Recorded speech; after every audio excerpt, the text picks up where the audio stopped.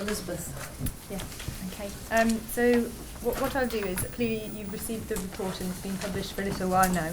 So what I'm going to do is just take you through the paper. The paper considers the latest performance of the sector from a finance performance perspective for quarter two. Each quarter we're developing the pack, so I'm not apologising for the fact it's growing, because key to this is that we are continue to provide high quality information into the system, but also we're very transparent about that information, and I'm pleased to say that at Q2 we had a lot of very positive feedback from key stakeholders, in particular the overarching narrative that we now prepare at the front of the report that tries to bring it all together and contextualise what's going on. So I know that you would have had a chance to look through the report, so all I'd like to do is just remind you about a few key points that's in the overview really. First thing to say is this is the aggregate performance of 233 providers, and this information prior to being submitted to NHSI clearly has been through their board process, so it's an aggregation of that, and that's how we would respond and report on this. Key headlines at quarter two obviously confirmed some very significant demand and capacity pressures that are within the system, but despite this, as Jim said, we are seeing a lot of success out there. So we've treated more patients through A&E and on an 18-week pathway in the first 6 months of the year compared to the same time last year. And at the same time, I guess the overarching message for me is we're doing more for less. So when you look at it from a productivity perspective, productivity is continuing to hold up as we saw at the back end of last year. The level of cost improvement that we're seeing that has come in through, despite this pressure, the sector is continuing to deliver. I think month 6 we've delivered 1.2 billion, which is good. And also the other key measure that we talk about at the board on a regular basis is about how we're doing against the agency ceiling. And currently we're not only on track, but we are likely to exceed, to do better than that ceiling that we set ourselves. So I think that's important. Key though is, this, as Jim said in his opening statement, there's still a lot to do, and the next 6 months are going to be extremely challenging as we go into the winter. I know that Pauline will describe some of the work that we've done. We're better prepared than we've ever been. However, the baseline that we're operating off is obviously very challenging and can feel quite fragile in certain systems across the country. So we are quite cautious, I suppose, in this quarter two report, reflected on last year and what happened on winter and the Q3 jump that we experienced. At the same time, we are working very closely with organisations. We've got a number of work streams where we're working alongside them to support them around financial delivery. The SIPS plans, we knew at the start of the year it was back-end loaded, and we are grateful for the extra financial support and winter funding that will actually come through, that's come through the autumn statement. And as we've said earlier in the year, some of the costs of winter will already be in the forecast at month 6, and I think that's key to know as well. So I wasn't going to highlight too much else, so just open it up for the board for any questions. Could I just, there was a process point I just should know the answer to, Elizabeth, and I apologise that I don't. The stuff we aggregate, has that all got to be formally signed off by the boards as being consistent with what they're receiving locally? So it goes through a process locally that involves the boards? It involves a board member, so it's either a chief executive or the finance director would sign off anything they submit to us. And that's the same with the plan.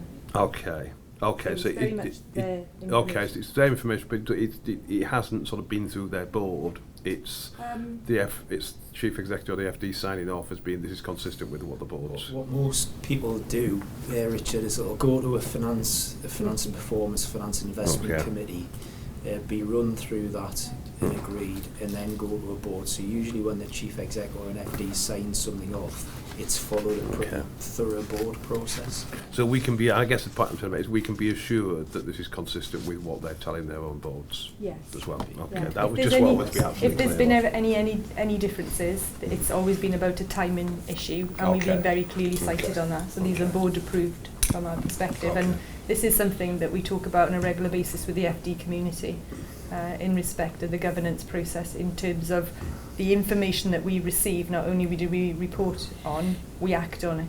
Yeah. And I think that's important for boards to understand.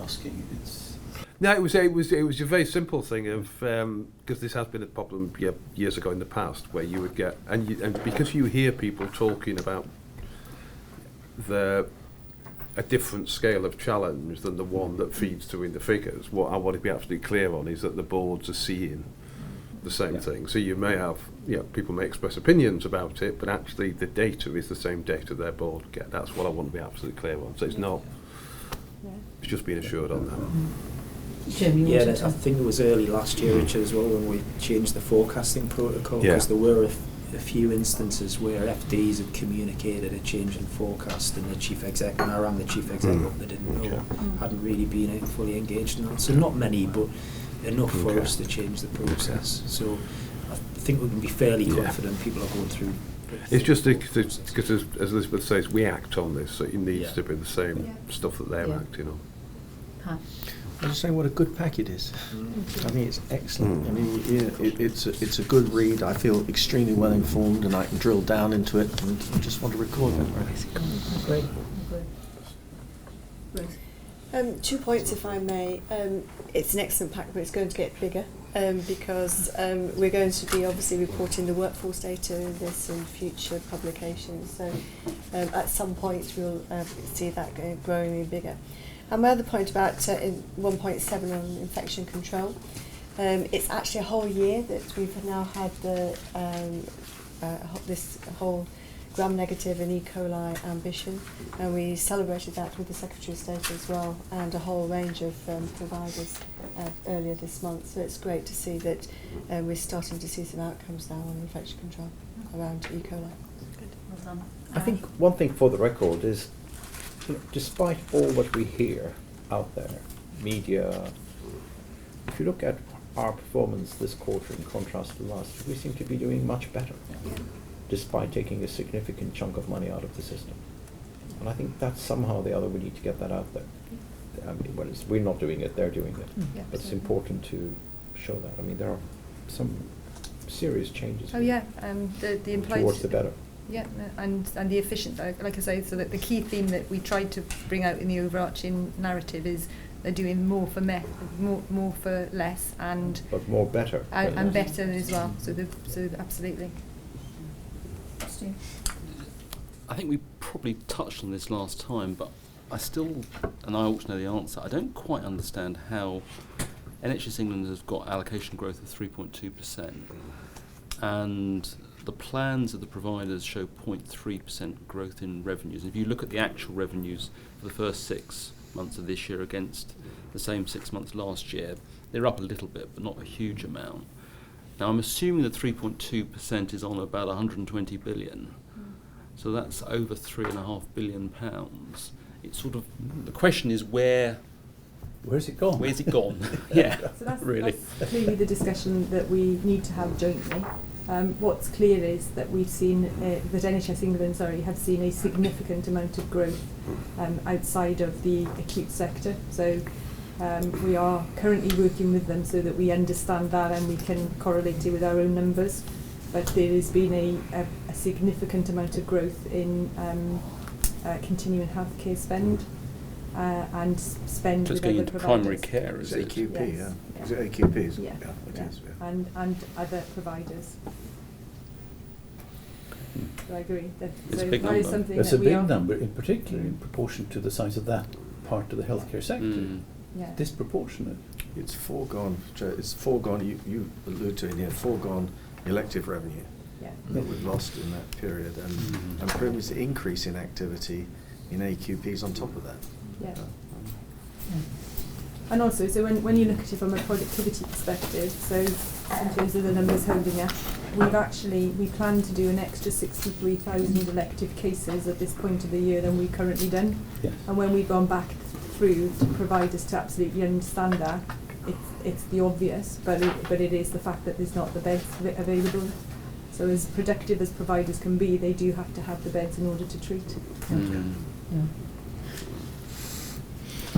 Just a quick word. So I agree completely with Lara. It is great, that a lot of things have improved. I just want to mention, I feel I need to mention the cancer waiting times, which we haven't actually achieved at Q2 the standard, and it hasn't been achieved since 13-14. However, just to assure the board, there is a huge amount of work going on across the system, and very much jointly with NHS England, where we're supporting them in this endeavour, because this is a very, very important standard as well for patients that hopefully we will start to see some improvement. But I just feel I need to mention that particular one. Yeah.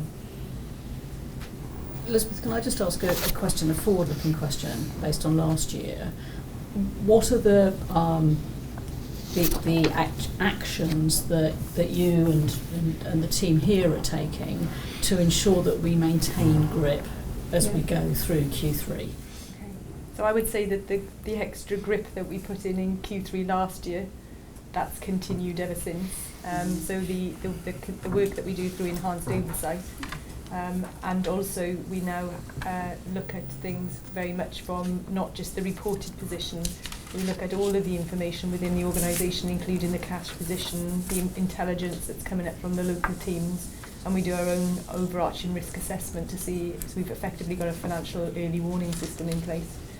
And then with Stephen's team within regulation, we're trying to identify if we think there's any signs of distress early on, and we will have discussions with the relevant boards or work with them to see if we can mitigate any of that, or just to fully understand it.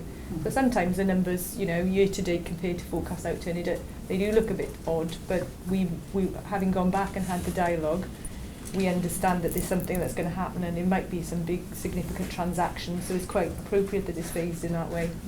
What I can say is, sitting here now, I recognise the plan is more aggressive than last year, so we have to do more, because this is a phased part of our recovery.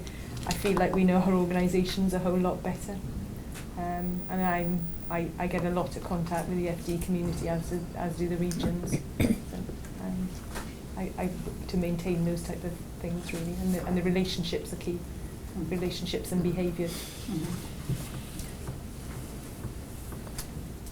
Any other comments? Well, let's move firmly into looking forward into winter. Thank you for joining us.